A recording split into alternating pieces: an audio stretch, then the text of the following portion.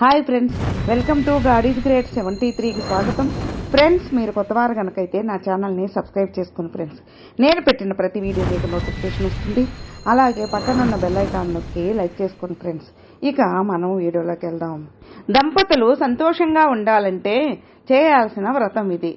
అది ఎప్పుడంటే సీతానవమిని వ్రతం చేయడం వల్ల వైవాహిక జీవితంలో సంతోషం కలుగుతుందని పండితులు చెబుతున్నారు.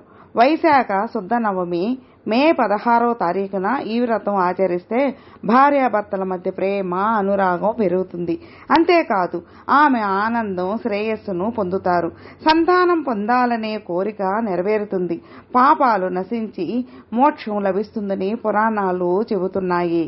వివాహిత స్త్రీలందరికీ ఆ రోజున మే 16వ తారీఖున ఉపవాసం ఉంటే చాలా శుభప్రదమని చెబుతున్నారు.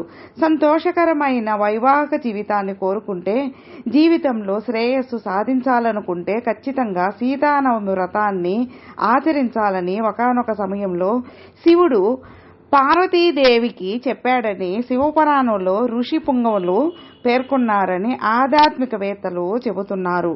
హిందూ మతంలో వైశాఖ మాసంలోని శుక్లపక్షం 9వ రోజున సీతానవమి ఉపవాస దీక్ష చేపడతారు. సీతాదేవి ఈ రోజున జన్మించింది.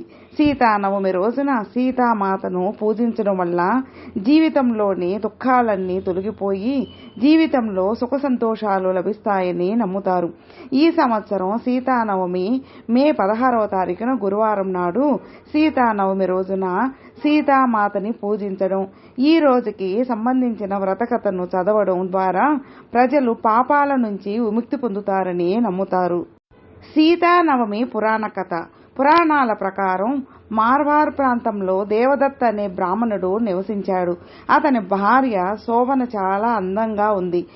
ఒకవైపు బ్రహ్మదేవదత్త పూజలు చేస్తూ పుణ్యకార్యాల్లో మునిగిపోతుంటే, మరోవైపు అతని భార్య శోభన మాత్రం ప్రపంచంలోనే తానే అందగత్తెనని భావించేది.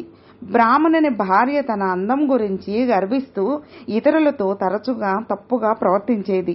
ఇతరులను తనకంటే తక్కువగా నీచంగా చూసేది. ఒకరోజు శోభన కంటే చాలా అందంగా ఉన్న కొంతమంది అమ్మాయిలు గ్రామానికి వచ్చారు. ఆమెకు ఇది ఇష్టం లేదు. కోపం, అసూయతో ఆమె గ్రామం మొత్తాన్ని తగలబెట్టింది. దీని తరువాత కాలక్రమంలో ఆ బ్రాహ్మణి కూడా మరణించింది. తరువాత జన్మలో ఆమె చండాలిగా జన్మ ఎత్తింది. ఆమె జీవితంలో అనేక ఇబ్బందులను ఎదుర్కోవడం ప్రారంభించింది. ఆమె ఎప్పుడూ అవమానాన్ని పొందింది. అయితే ఈ జన్మలో ఆమె సీతాదేవికి గొప్ప భక్తురాలు. ఒకరోజు సీతామాత విగ్రహం ముందు చండాలి తన కష్టాలను చెప్పుకుంది. అప్పుడు చండాలికి సీతామాత అనుగ్రహం వల్ల తన పూర్వజన్మ జ్ఞప్తికి వచ్చింది. చండాలి చాలా బాధపడి పశ్చాత్తాపడి వైశాఖ మాసం నవమి రోజున ఉపవాసం చేసి పూజ చేసింది. సీతాదేవి భక్తికి సంతసించి క్రమంగా పాపాలను పోగొట్టుకుంది. అప్పటి నుంచి సీతానవమి రోజున సీతాదేవిని పూజించడం మొదలుపెట్టారు. సీతానవమి ఉపవాసం వల్ల కలిగే ప్రయోజనాలు. సీతానవమిని వ్రతం చేయడం వల్ల వైవాహిక జీవితంలో సంతోషం కలుగుతుంది.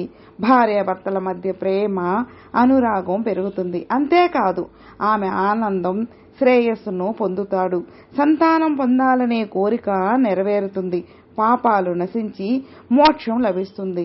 వివాహిత స్త్రీలందరికీ ఈ ఉపవాసం చాలా శుభప్రదంగా పరిగణించబడుతుంది. సంతోషకరమైన వైవాహిక జీవితాన్ని కోరుకుంటే, జీవితంలో శ్రేయస్సు సాధించాలనుకుంటే ఖచ్చితంగా సీతానవమి వ్రతాన్ని ఆచరించాలని పండితులు చెబుతున్నారు. ఫ్రెండ్స్, విన్నారుగా. ఫ్రెండ్స్, మీకు ఈ వీడియో నచ్చితే లైక్ చేయండి, మీ ఫ్రెండ్స్ షేర్ చేయండి. సబ్స్క్రైబ్ చేసుకున్నట్లయితే ప్లీజ్ సబ్స్క్రైబ్ చేసుకోండి. నేను పెట్టిన ప్రతి వీడియో మీకు నోటిఫికేషన్ వస్తుంది. అలాగే మీ అభిప్రాయాన్ని కామెంట్లో మెసేజ్ చేయండి. ఓం నమః శివాయ నమః.